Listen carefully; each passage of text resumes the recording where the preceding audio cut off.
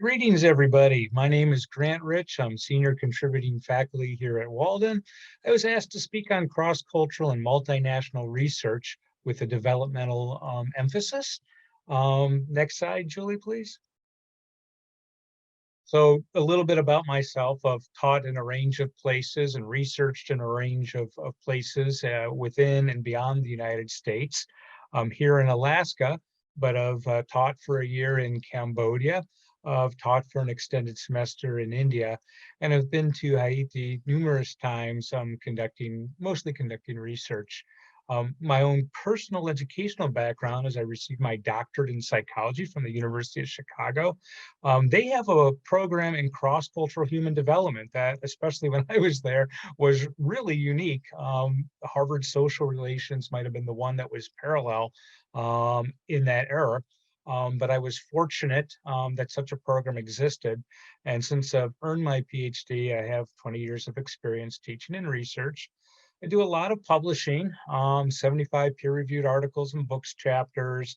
I've been lead editor of 8 books, and I really enjoy presenting. I've had over 110 national and international scholarly presentations, places like the APA or the International Congress on Psychology, and I've published in a range of journals, including some of the top ones like Culture and Psychology, APA's flagship American Psychologist, Professional Psychology, and Humanistic Psychology. I'm a fellow of the APA and 5 of its divisions, including International Psychology, Teaching Psychology, Media Psychology, and Peace Psychology. And I've just learned that I've been elected president-elect of APA's Society for Media Psychology and Technology. So I'm excited about that. Next slide, please. So when I look at my work internationally in this teaching of psychology, it's tremendously collaborative. And so in editing these books, typically I will write or co-write several chapters, but then there's 500 pages to fill. So there's usually 20 or 30 chapters, everywhere from first-year graduate students to senior scholars and heads of divisions and associations. And one line of work that I do with internationalizing psychology is the emphasis on teaching. Back in 2015, my colleague Uwe Gielen and I noted a relative paucity of information on psychological leaders historically that weren't from Western Europe or the majority culture USA. And as a corrective to that, we created the book Pathfinders in International Psychology to use as a teaching tool so that students studying the history of psychology would be able to find, say, psychologists who are eminent in other places in the world. So we have Sass Cooper from South Africa, we have Sinha from India, we have Yang from indigenous psychology in Taiwan, and there's many, many more. We had a corrective in terms of gender disparity too. So we had some psychiatrist in there, Maria Montessori, perhaps Italy's first physician. She's profiled in the book. And I'll just pick one other of these books that I've co-edited to kind of give you a flavor for the work that I do. Psychology is mostly focused on what's been called weird samples, but I've really made part of my mission to look at non-weird samples, not Western, not Western educated, not rich, not from democratic nations. Too often we use convenience samples in psychology, say Psych 101 students who are typically aged. And we aren't looking at children or elders or folks that don't go to college or folks that live in other places or have other types of lives. And we miss much more than half the world's experience, I think. So in internationalizing the teaching of psychology, the volume there, co-edited by my colleagues Uwe Gielen and Harold Takushian, what we tried to do is look at the full psychology curriculum, every course that's typically taught in a university psych education, from courses like cognitive and developmental and sensation and perception, onto courses like clinical and personality. And for each of those, we picked a eminent leader in the field and asked them to try to internationalize that course. So at the end of each chapter, you'll see free and low cost resources, media resources, ways that folks can enrich their courses and internationalize them so that students aren't just reading about Western European or majority culture US samples. And we're proud of what we've created there. A message that I think is important to convey is, in addition to international being a teaching tool for psychologists teaching in other nations, of course, in the United States, we would like to internationalize our own courses.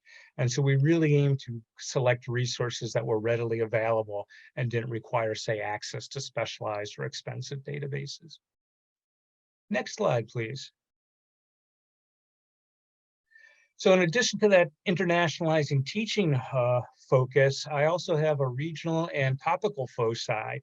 Regionally, there are about 1 million psychologists in the world, and psychology is growing more rapidly outside of Western Europe and the United States than within it recently. Though, of course, in most of the 20th century, a lot of the publications and institutions were in Western Europe and in the United States. So as part of that corrective, after teaching in Cambodia and in India, I decided with two of my colleagues who are teaching in and living in Malaysia to create a book, Psychology in Southeast Asia. And it's a very diverse region, right? Everywhere from very wealthy nations such as Singapore to nations that are quite poor on average, such as Cambodia. The difference between Singapore and Cambodia in terms of income is probably analogous to the difference between a wealthy Caribbean nation like Barbados versus a poor Caribbean nation such as Haiti. And we got teams of scholars who either hailed from Southeast Asia or had been working or were affiliated with institutions in Southeast Asia. And then most recently, just this January 2020, I'm really pleased to present Psychology in Oceania and the Caribbean, very understudied. My colleague and co-editor, Nita Morankamer, hails from the Caribbean and then has also taught in Oceania. And we have, I often get the question, what do Oceania and the Caribbean have in common? And that's a really good question. While there's enormous cultural differences, there are some shared concerns, and the idea is that perhaps there might be elements that might be of interest to one region to the other. For instance, both in Oceania and the Caribbean, we typically have island nations and their economies of scale. So if you have a smaller population base, it might be difficult to, say, create a university with specialized tracks in psychology, social work, and counseling. And so what could be done in terms of leveraging regional hubs? The Caribbean has the University of West Indies.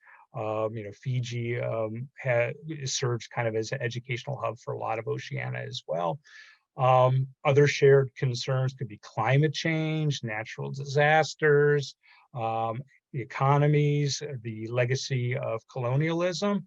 And so for each chapter, we asked folks to talk about the allopathic conventional behavioral health workforce and service delivery psychologist and psychiatrist, but we also asked them what else is used or preferred, such as faith-based healing, the role of churches, the role of traditional healers, and how that intersected or didn't intersect, or the role of family support with conventional therapies. So that would be my regional foci. Then I've got a topical foci. One thing that really interests me are human strengths, right? They don't call it positive psychology all that much anymore, but they often call it the psychology of well-being. But whatever you call it, historically, psychologists have typically focused on quite a bit of doom and gloom. And it is important to help folks that are struggling or in psychological pain. But there's also a lot that could be learned by looking at exemplars of human strengths and resilience. By studying those who are thriving, perhaps we can learn messages that we can pass on to our clients or to ourselves. So for that book, co-edited with my colleague Skultip Sirikantraporn, we presented research that we had conducted in Haiti, in Cambodia, and in India. And then we had recruited other chapter authors to write on human strengths and resilience in other regions, including the Middle East, including refugees in various parts of the world, including Africa, parts of Africa. And my latest project is a new book coming to the USA, is the tentative title. It's under contract with Elsevier. And I'm teaming up with Dr. Judy Kuryansky at Columbia University, and then Uwe Gielen and Daniel Kaplan. And this is where the international becomes the domestic and vice versa. So given that the book is going to focus on immigrants, refugees, and asylum seekers, we will see how, I should say that the APA has an international division. It also has a division on cultural diversity, Division 45. And in my view, it's important that we have those points of connection between the domestic case in the United States as well as the international case and all that diversity. Next slide, please. So I'm going to talk just really briefly. I was trying to think about what I wanted to share with you, just to give a sense of the types of things that I do and the types of things you can do with a background in developmental psychology and international psychology and multinational cross-cultural psychology. So a lot of the studies, as I mentioned, focused on resilience that I've been doing. I spent an academic year in Cambodia and have been there other times in addition to that. And a lot of folks these days don't know a lot about Cambodia and majority culture US, but you can see it, they're situated in Southeast Asia, bordered by Thailand, Laos, and Vietnam, right? And it is one of the poorer countries. When I was there, they had just added the second stock to the stock market. So it is really a growth opportunity. I was talking about Singapore earlier. If you look 60 years ago at Singapore, Singapore was economically, struggling, and now is, one of the wealthiest nations in Southeast Asia, and one of the wealthiest in the world.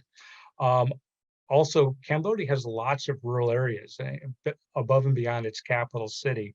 A lot of the areas are difficult to get to, and definitely could be considered rural. Next slide, please. And one thing, that must be talked about when we talk about Cambodia is part of its tragic history. During the 1970s, from 75 to 79, some of you may know, that was the Khmer Rouge era of the genocide, where 2 million, 1 in 4 of Cambodia's population were killed under the Pol Pot dictatorship regime, execution, forced labor, and starvation. By all accounts, in 1979, there were probably exactly 2 psychiatrists left to serve the population of several million. And even today, a Cambodian psychiatrist at one of the Cambodian agencies argues at least about half the population is likely suffering from PTSD, post-traumatic stress disorder. And Cambodia continues to be impacted by this past, as you may well imagine, over 40 years since 1979. There were civil wars, there were rival factions, there's corruption. That said, the economy is currently growing by leaps and bounds. There's all sorts of rapid development, and a lot of business folks think there's great opportunities for development. But mental health workers still acknowledge the psychological scars and the transgenerational transmission of trauma. That is coupled with very little kind of conventional, quote unquote, Western style treatment with a PhD psychologist or MSW social worker or counselor or psychiatrist. Next slide, please. So in Cambodia, there are some medications available, but they're not, in my view, available to all people all the time. As an example, I was talking about the prevalence of depression and PTSD. You might imagine there would be a call for anti-anxiolytic drugs to treat PTSD, but a year's supply of an anti-anxiolytic drug like Xanax cost the average of the average Cambodian salary. So if you're the average Cambodian, you either have to decide that you want food, shelter, transportation, feed your family, clothe your family, or you want a year's supply of Xanax. That is a real tough and difficult situation to be in. So a lot of the support in Cambodia does come informally through faith-based supports, some traditional healings, and family supports. That said, so many people lost huge parts or all of their family under the Pol Pot Khmer Rouge genocide. And there are some culture-bound syndromes, ideas like Bok Spot, which is the Khmer Rouge for you more or less translate like broken courage. And that does have some overlap, albeit with cultural nuances to say PTSD and maybe generalized anxiety disorder. There's insomnia, a lot of somatization. Some people avoid talking about this because sometimes the perpetrators and the survivors of the genocide are still living side by side, and only a very small handful of perpetrators, were jailed and found guilty. Occasionally, because of this avoidance of talking, you do see, almost in a Freudian way, angry outbursts, kind of a running amok where a person just breaks and can't take it anymore. And you do see transgenerational communication of that. We know from research in majority culture West that, say, if you have a depressed mother, often that depression is transmitted, or the risk gets transmitted to the child. Next slide, please. So just a little bit about, real quickly, PTSD. Some of the risk, of course, is the amount and type of prior traumatization, especially in childhood. Adverse childhood experiences, the developing child's brains are different. They're at critical or sensitive periods in development. The more severe the trauma, or the more chronic the trauma, the more difficult that child may have in adulthood, the more at risk they are having these adverse childhood experiences, not just for adult mental health disorders, but some physical disorders that sit at the mind-body connection too. I don't really have time to go into this too much, but I alluded to it earlier, that positive social support. Sometimes our families can be stressful, but when we have positive family support or community social support, that really serves as a buffer post-trauma, and it is linked to post-traumatic growth, and it is linked to resilience. One of the challenges I mentioned before is the real lack of treatment, right? There's only a handful of PhD psychologists in the country to this day. And you can see what the challenges would be. There's language barriers, there's cultural barriers, there's social class barriers, there's gender issues. And so the idea of getting on a helicopter and flying to Cambodia with one's Western PhD and knowing nothing about the culture would be really ill-advised, right? There'd be the likelihood maybe of doing more harm than good. Next slide, please. So post-traumatic growth, it's not my invention. It's becoming well-researched. A couple researchers at University of North Carolina developed this, and it's been studied extensively in majority culture USA and Western Europe. When we think about post-traumatic growth, that doesn't mean, this is a kind of a critical point, that doesn't mean that everything is great for a person who has survived trauma, right? We would never wish trauma on anybody. And also, a person who isn't experiencing a lot of post-traumatic growth should not be made to feel lesser than, that something's wrong with them. So post-traumatic growth occurs for some people some of the time. It is something we should look at, because again, by studying those who are thriving post-trauma or are showing some resilience in post-traumatic growth, perhaps there are lessons learned that we can apply to other clients that we're perhaps paving the way through a wounded healer type of theorizing and research implementation towards a more humane world. But among the aspects of post-traumatic growth, we see renewed appreciation for life, more personal strength, right? People who have survived a trauma often feel, some do, eventually, after working through the trauma, a sense that, wow, I can handle adversity, I can handle challenge, I'm a survivor. They may change or have transitions in their spiritual beliefs. They may value relationships more. They'll jettison the relationships that are ineffective or toxic and focus on those that help them thrive and that are constructive and helpful. Okay, next slide, please.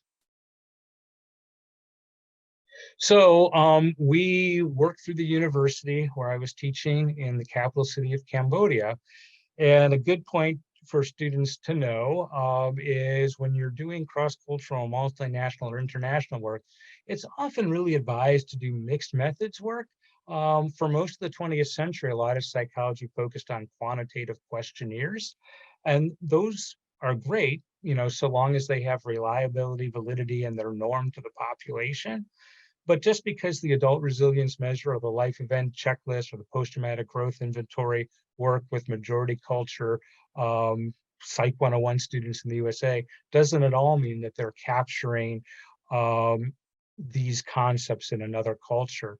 So to make a more robust design, it's often advised to have a qualitative element.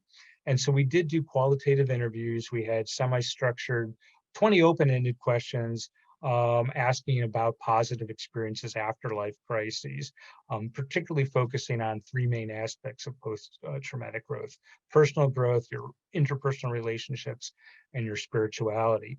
And by allowing people to speak rather than just check off boxes on a checklist, we enrich the data in a way that perhaps an anthropologist like Clifford Geertz would call thick description. You could pick up some cultural nuances that clearly could have been missed if folks were just doing kind of forced choice, multiple choice types of items on some of these other scales. Next slide, please.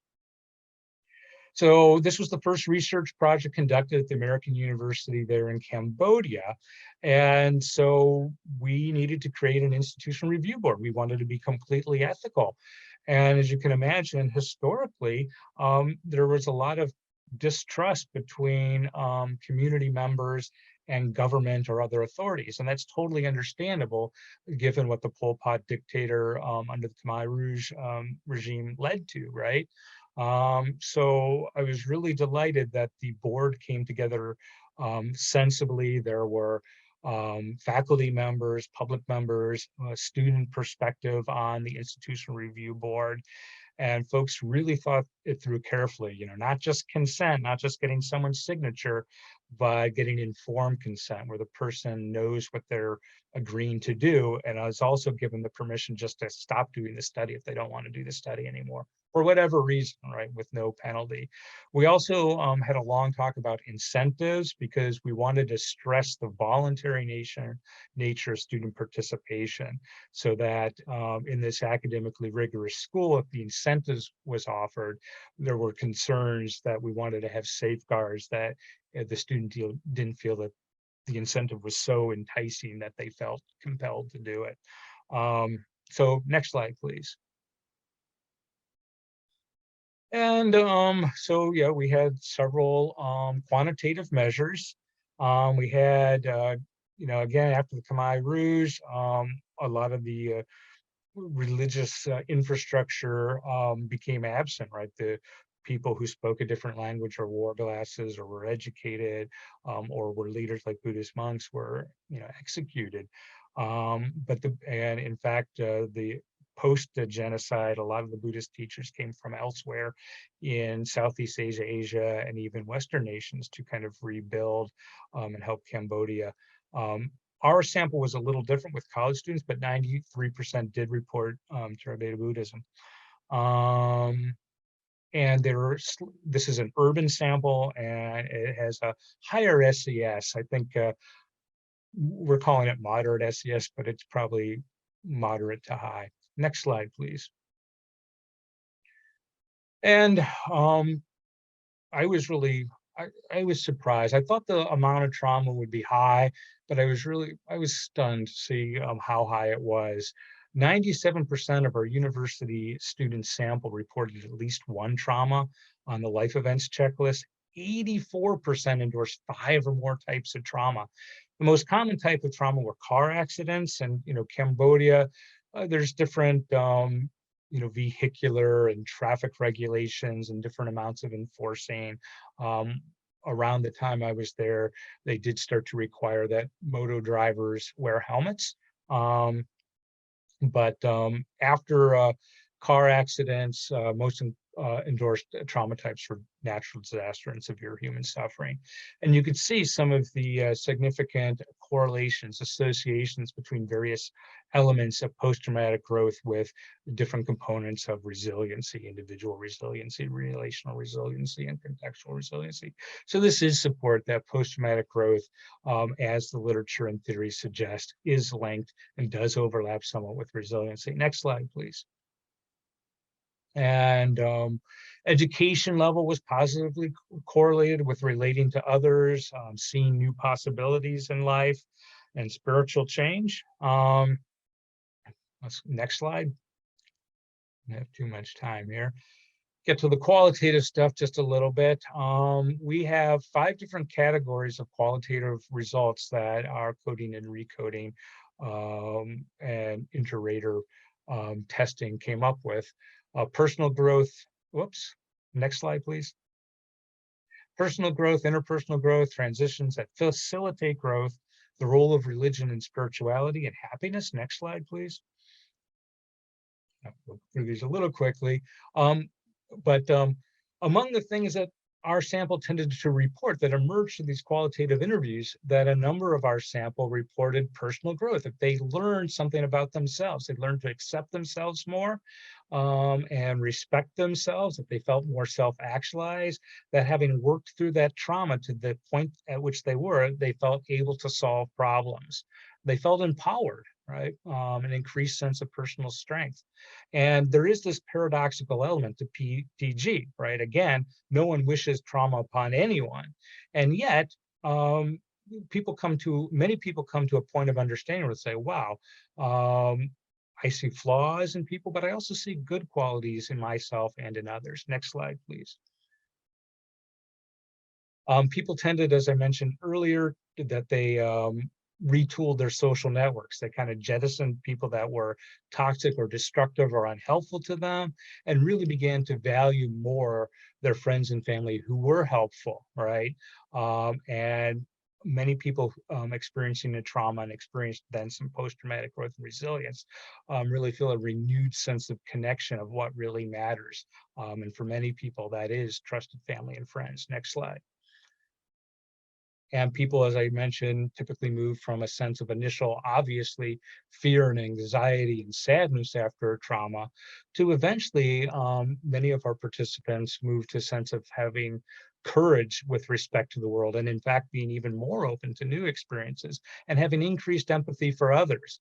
That having been through a trauma oneself, one then is more empathetic to others and their struggles. Next slide.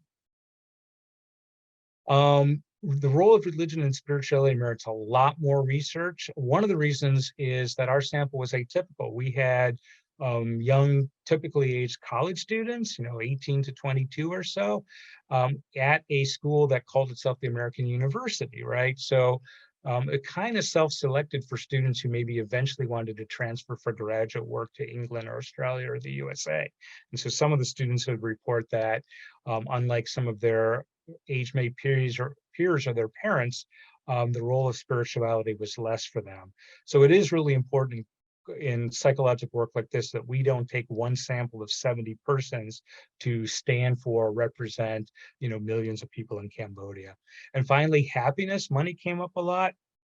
As you can imagine, if you're in the poorest country, among the poorest countries in Southeast Asia, and you've been through a trauma, money is important in a way that perhaps it's not as important in a country that has more, say, social safety nets or is overall wealthy, right? So money is linked to happiness in this particular sample. Next slide. Skip that. Came up with a model. Clinical implications. I would argue, ask how individuals define growth, right? What is their personal definition? What positive things do they find when they examine their life closely as they work through their trauma towards resilience and growth? And how can we help support human beings understand the paradoxical elements of growth after trauma? The role of spirituality and religion needs more examination. And while there's this well-researched, or at least understood or talked about, colloquial broken courage concept in Cambodia, we can move to what some have termed renewed courage. Next slide. And okay, I think we're about done here. So in my work, more work needs to be done, right? Further research needs to be done, which is the common thing we say. Let me stop there so people can ask some questions rather than. Sure. Thank you so much for Dr. Rich for sharing your expertise and your experiences and your research with us. It's been truly fascinating. We want to open the floor to questions. I know we're 1 minute over, but if there are any questions, feel free to type them in the chat. That's all right. Don't be shy. You can always email me if something emerges later. I'm happy to respond. Certainly, and you may have already answered their questions, or they just don't have any at this time. But we want to once again thank you for attending, and I will post a link in the chat to the next session. It's available in the session catalog as well. The next session is titled Career Paths for Social Science, Educational Psychology. And then immediately following that session is a time for reflection and connection with other attendees, as well as the Symposium Steering Committee. So we hope you will join us for that next session and the reflection at the conclusion of the event. Thank you again.